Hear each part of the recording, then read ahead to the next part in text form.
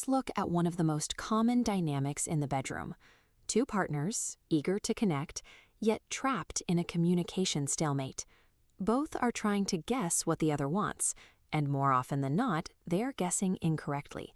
For many women, the ultimate barrier to reaching their full orgasmic potential actually has very little to do with physical technique.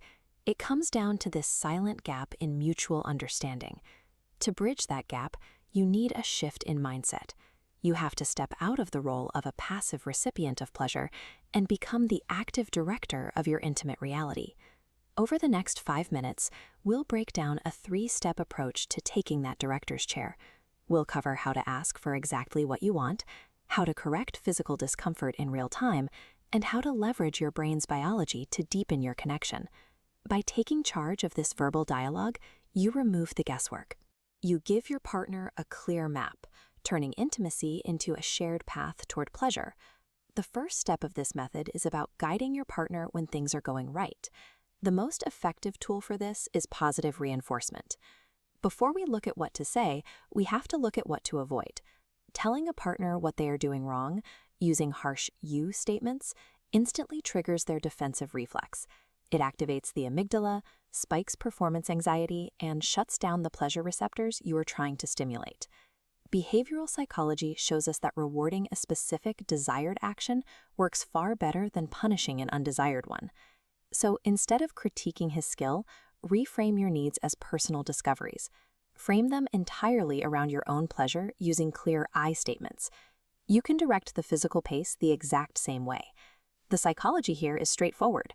Men generally want to succeed in the bedroom. When you offer specific, positive guidance, you aren't criticizing. You are handing them the exact tools they need for a victory. You are inviting your partner into a collaborative exploration rather than setting up a test he might fail. Of course, even with great guidance, there will be moments during intimacy that are physically uncomfortable or just slightly off target. Navigating these moments requires step 2, the feedback sandwich. You start with a layer of appreciation. You might say, "I love how close we are right now." Then comes the gentle adjustment. "Could we shift slightly so there's more pressure here?"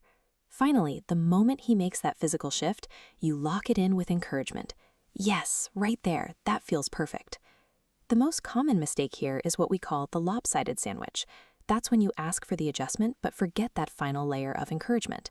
Without it, your partner is left hanging, feeling like he's still being critiqued.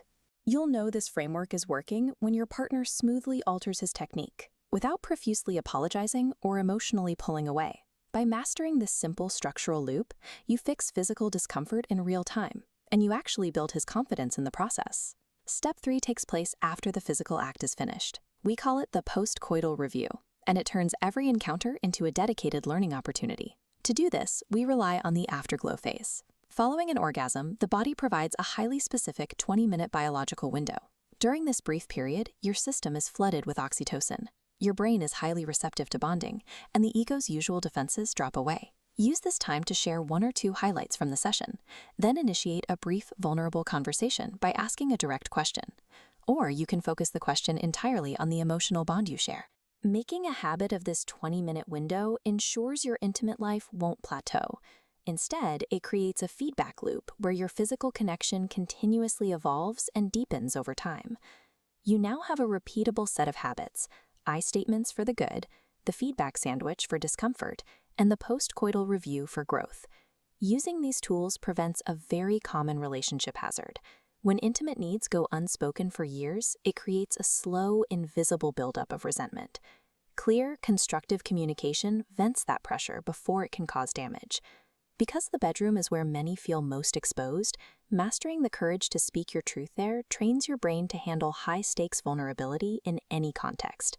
This practice strengthens your authentic voice, making it easier to advocate for yourself in your career and your personal life. Try applying just one of these techniques, like the post-coital review, tonight. When you stop guessing and start directing, the focus of sex moves away from the pressure of a physical performance and toward a high-level dialogue of mutual adoration. The electronic version of all chapters from the full book, She Who Awakens by Alina Chamberlain, can be found at wishforlove.org.